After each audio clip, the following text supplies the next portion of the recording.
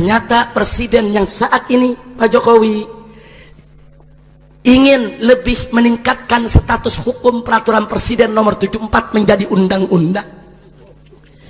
Perpres tersebut dikirimkan ke DPR RI untuk dibahas agar DPR RI membuat undang-undang yang melegalkan minuman beralkohol secara nasional di seluruh Indonesia. Sudah sebulan yang lalu kami diundang ke DPR.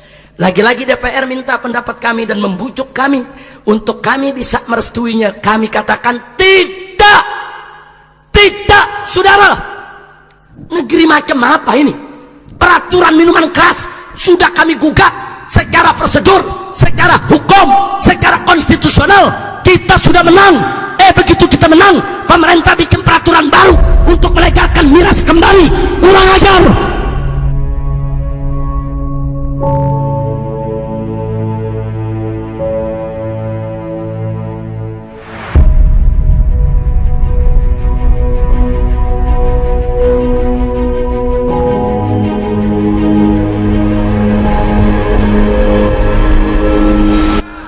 Udah lulus belum? Belum, baru 5. Nah, tapi saya mau ajak saudara semua yang hadir sini, siap perang lawan minuman keras? Siap perang lawan minuman keras? Sedikit informasi soal miras. Di tahun 1997, Presiden Soeharto mengeluarkan Kepres nomor 3 tahun 97 yang melegalkan miras secara nasional, saudara. Sehingga miras boleh dijual di warung-warung, di market-market di seluruh Indonesia. Resmi. Tahu apa yang terjadi? Setahun kemudian tahun 1998 Soeharto dilengsarkan oleh Allah, saudara. Hati-hati. Orang coba-coba melegalkan miras berarti mereka menantang Allah, saudara. Orang coba-coba melegalkan, meresmikan miras berarti mereka menantang perang lawan Allah. Nabi udah kasih tahu, minuman keras itu dilaknat oleh Allah. Kenapa justru diresmikan dan dilegalkan? 97 diresmikan, saudara, oleh Soeharto. Mei 98, belum sampai 1 tahun, saudara, Soeharto dilengsarkan oleh Allah. Semenjak saat itu reformasi, saudara. Keputusan Presiden nomor 3 tahun 97 tidak dilaksanakan oleh daerah-daerah. Bahkan pemerintah daerah dari tahun 98 semenjak kita reformasi, mereka berlomba membuat perda-perda yang melarang minuman keras di provinsi masing-masing, saudara. Sampai tahun 2011, 360 perda lahir, baik di tingkat 1 maupun di tingkat 2, baik di tingkat provinsi maupun tingkat kabupaten ataupun tingkat kota, saudara. 360 perda yang melarang minuman keras. Bahkan kabar bagusnya lagi, sampai ada 2 kabupaten Kristen di Papua, saudara, melarang minuman keras secara mutlak, saudara. Luar biasa. Bagus tidak? Bagus tidak? Jadi Kepres Pak Harto nggak ada yang pakai, saudara. Nggak ada. Semua melarang minuman keras di berbagai daerah. Di tahun 2012 Presiden SBY ingin menghidupkan kembali Kepres Soeharto, saudara. Presiden menegur Menteri Dalam Negeri, kenapa di daerah-daerah banyak perda-perda yang melarang minuman keras, padahal ada keputusan Presiden minuman keras nggak boleh dilarang. Itu perda-perda bertentangan dengan hukum yang lebih tinggi, bertentangan dengan Kepres. Maka itu diinstruksikan oleh Presiden supaya Mendagri menegakkan hukum, jangan membiarkan hukum yang lebih rendah bertentangan dengan hukum yang lebih tinggi, saudara. Gara-gara teguran Presiden, Mendagri menyurati seluruh kepala daerah, saudara. Seluruh kepala daerah, gubernur, bupati, wali kota, disurati oleh Mendagri yang isinya seluruh perda yang melarang minuman keras di seluruh wilayah Republik Indonesia harus dibatalkan, harus dicabut, sebab bertentangan dengan Kepres nomor 3 tahun 97. Luar biasa. Tadinya kita tidak tahu, saudara. Itu surat kan rahasia. kan diberikan kepada gubernur, wali kota, dan bupati, saudara. Tapi alhamdulillah ada beberapa wali kota yang membocorkan dan ada beberapa bupati yang membocorkan. Mereka mengabarkan kepada kita, FPI hati-hati, kami kepala daerah dapat surat harus mencabut itu seluruh perda semua. Kenapa para bupati, para gubernur, dan para wali kota kok memberitahu FPI, saudara? Karena mereka tahu betul sebelum perda-perda itu lahir, kita dorong setiap kepala daerah untuk membuat perda, saudara. Begitu kita tahu, saudara, supaya Anda tahu, begitu kita tahu, saudara, di bulan Juni tahun 2012 kami turunkan ribuan laskar, saudara, mengepung Kementerian Dalam Negeri sampai terjadi insiden, sampai chaos, saudara. Pagar Kementerian Dalam Negeri dirubuhkan oleh para laskar, kaca-kaca dihancurkan, saudara. Kocar-kacir itu yang namanya pegawai Kementerian Dalam Negeri, saudara. Kenapa itu harus terjadi? Karena Menteri Dalam Negeri tidak mau dialog, tidak mau diskusi, tidak mau menerima para pendemo, saudara. Begitu kejadian itu, saudara, baru Mendagri mengundang kami untuk berdialog. Jadi di Indonesia kelihatannya ribut dulu baru dialog, sudah. Padahal kan kita kalau dialog dulu nggak perlu ribut, betul? Betul? Saya datang ke Kementerian Dalam Negeri, sudah. Saya bawa pengurus-pengurus FPI pusat, Kementerian Dalam Negeri, Pak Menteri membawa dirjen-dirjennya, dan disaksikan oleh utusan dari Mabes Polri maupun Polda Metro, saudara. Singkat cerita, saya tidak ingin bercerita soal perdebatan kami, tapi keputusan akhirnya Menteri Dalam Negeri, saudara, membebaskan kepala daerah. Boleh mau mencabut, boleh juga tidak, saudara. Nanti ada ancaman kalau tidak dicabut, kepala daerah bisa diberhentikan dari jabatannya, saudara. Nah, tapi ada hal yang menarik. Apa kata Pak Menteri Habib Rizik? Walau bagaimanapun juga, saya ini putra seorang ulama besar di Sumatera Barat. Waktu itu, saudara, Gumawang Fauzi sebagai Menteri Dalam Negerinya. Habib, saya sebagai seorang muslim, sebagai putra seorang kiai, tentu saya juga tidak setuju kalau minuman keras ini dilegalkan. Tapi baik, Habib, saat ini menterinya saya, tapi kan besok menterinya belum tentu saya. Kalau besok menterinya bukan saya, bisa terjadi hal serupa. Dia akan buat lagi itu surat. Seluruh gubernur akan dipaksa, saudara, untuk membatalkan perda. Karena itu saya sarankan kepada Habib dan kepada FPI, gugat saja keputusan Presiden nomor 3 tahun 97 agar dibatalkan oleh pengadilan. Kita terima, saudara, tantangan tersebut. Saya bentuk tim, saudara. Kami dari DPP FPI, kami kumpulkan puluhan pengacara, puluhan ahli hukum, bentuk tim, dan kami ajukan judicial review, saudara, ke Mahkamah Agung. Kenapa bukan Mahkamah Konstitusi? Karena tingkatnya kepres, saudara. Kalau yang kami gugat itu undang-undang, itu baru ke Mahkamah Konstitusi. Karena yang kami gugat adalah keputusan presiden, itu diajukan ke Mahkamah Agung. Kita gugat, saudara. Kita buat legal opinion, kita buat pembelaan, yaitu terhadap keinginan umat yang ingin agar minuman keras itu dilarang, saudara.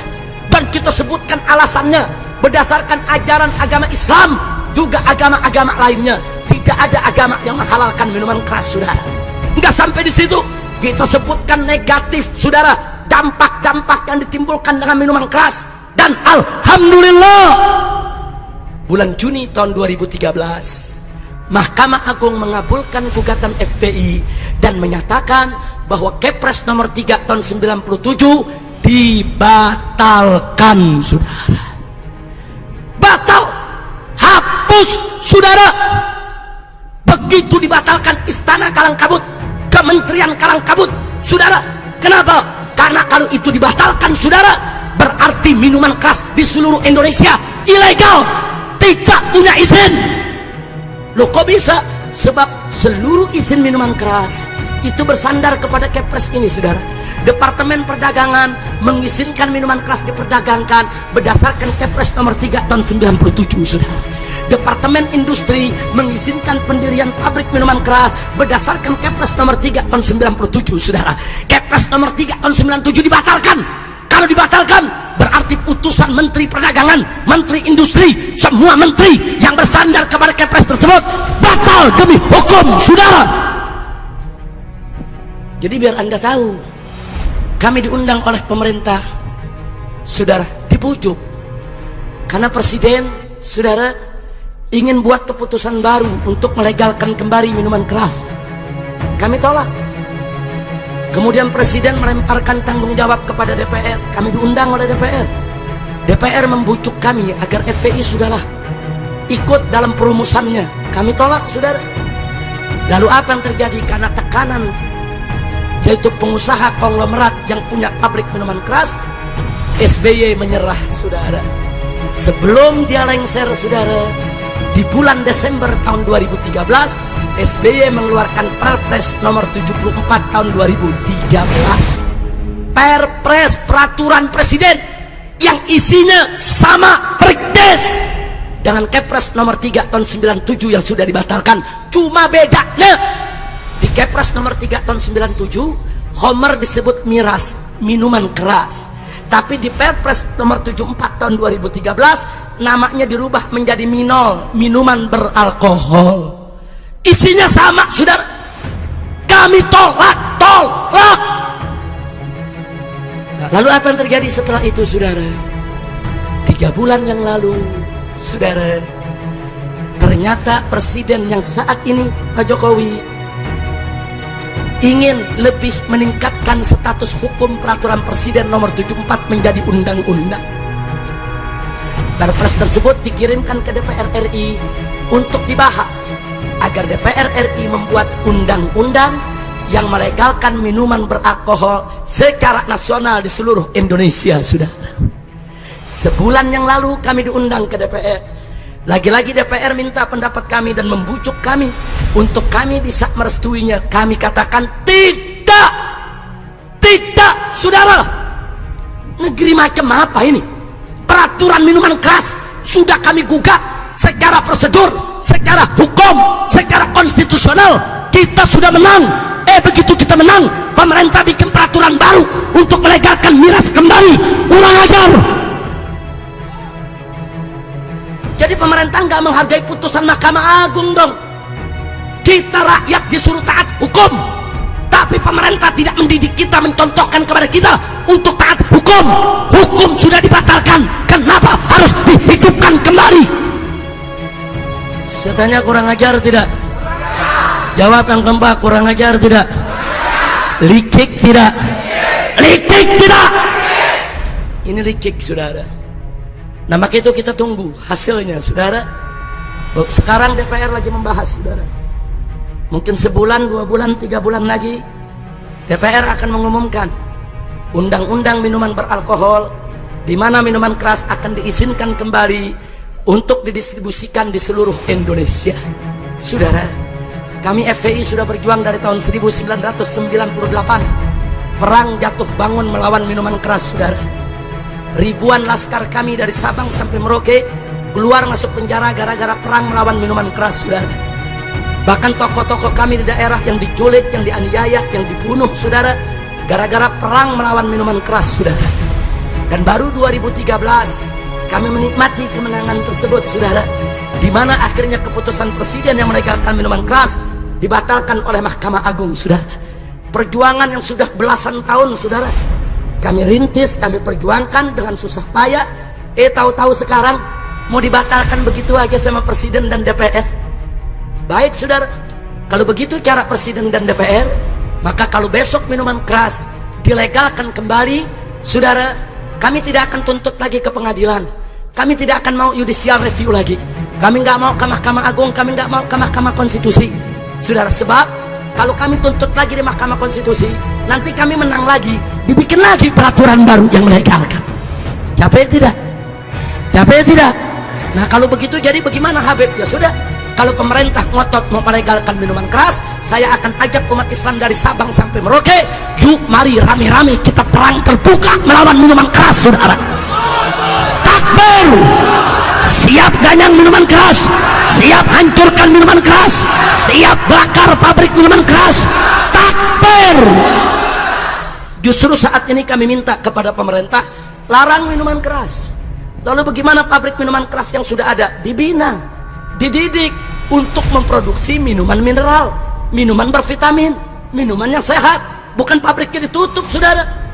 Bukan alih produksi, alih fungsi dari minuman haram kepada minuman halal, sehingga pekerjanya tidak perlu di PHK, betul? Pabriknya tidak perlu dibakar, betul? Tapi kalau pemerintah ngotot mau melegalkan minuman keras, korban terus berjatuhan. Generasi muda kita perempuannya diperkosa, orang tawuran, orang bunuh-bunuhan, aneka ragam kejahatan gara-gara minuman keras. Maka tidak ada jalan lain, saudara, kecuali yuk kita bangkit bersama, hancurkan minuman keras di mana saja berada, saudara. Takbir. Siap tidak perang lawan minuman keras, siap perang lawan narkoba, siap perang lawan ganja. Takbir. Tapi kita jangan emosi dulu saat ini, saudara. Tunggu tanggal mainnya. Jadi kami minta kepada Presiden dan kepada DPR RI untuk jangan coba-coba mengeluarkan undang-undang yang mengizinkan minuman keras. Kalau pemerintah izinkan minuman keras, untuk siapa kalian bekerja? Apa untuk melindungi rakyat? Apa untuk melindungi yuyun-yuyun yang lainnya supaya tidak diperkosa, saudara? Kalian bekerja, saudara, untuk siapa? Kalau kalian izinkan minuman keras, kalian bekerja untuk pabrik minuman keras. Kalian bekerja untuk pengusaha konglomerat yang punya pabrik minuman keras. Kalian bekerja untuk hotel-hotel berbintang yang menjual minuman keras. Jadi kalian bukan bekerja untuk rakyat, bukan bekerja untuk negara, bukan bekerja untuk bangsa. Kalian bukan menjunjung Pancasila yang sila pertamanya adalah ketuhanan yang Maha Esa, tapi kalian semua menjunjung tinggi Pancasila yang sila pertamanya adalah kesetanan yang luar biasa. Betul? Takbir. Sallu ala Nabi. Kami diundang ke DPR, saudara. Apa orang DPR mengatakan, Habib Rizik, ini apa-apaan ini FPI?